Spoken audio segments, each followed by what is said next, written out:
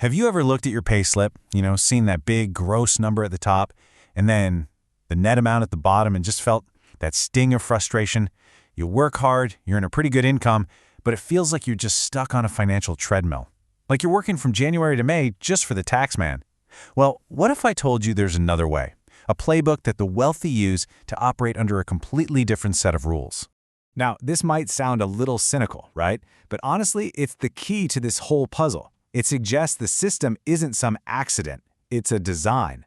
A design that is absolutely ruthless at taxing one kind of activity while generously rewarding another. So stick with me because we're about to pull back that curtain and show you the exact playbook the wealthy use to operate in a completely different financial world.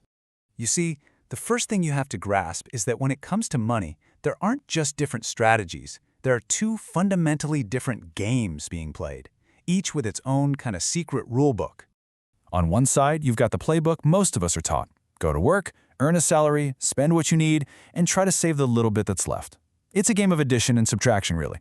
But then, there's the other side, the wealth playbook, and it's a whole different universe.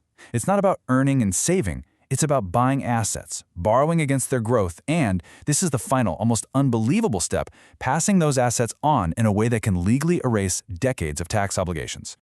So why does that standard playbook feel like such a trap, especially for high earners? Let's break down the mechanics that are really working against you here. Just look at this number. This shows the sheer weight of tax on the money you earn from your job. In the UK, if you make £80,000 a year, and that puts you in the top 5% of earners, by the way, you lose about a third of it, £26,000, to tax and national insurance before you see a single penny. The system is designed to be brutally efficient at one thing: taxing your labor. And if that wasn't bad enough, the system has this silent partner working against you called fiscal drag. It's basically a stealth tax. The government freezes the tax thresholds, so as inflation and hopefully your pay go up, you get quietly pulled into higher and higher tax brackets, even though you're not actually any richer in real terms. The UK's Office for Budget Responsibility estimates this little trick is going to pull over 4 million more people into higher tax bands by 2028. It's a trap. Okay, so if the old way is a trap, how do you get out?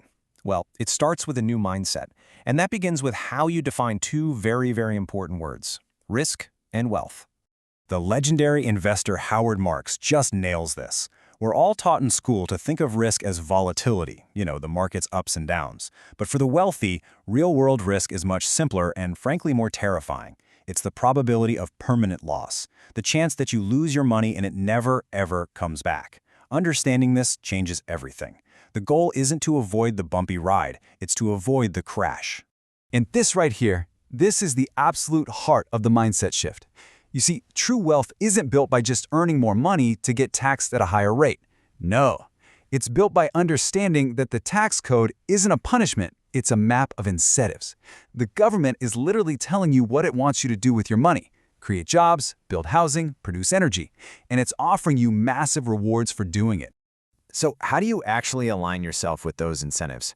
This is where we get to the three-step playbook we mentioned at the start. This is the strategy that plays the game by the system's real rules.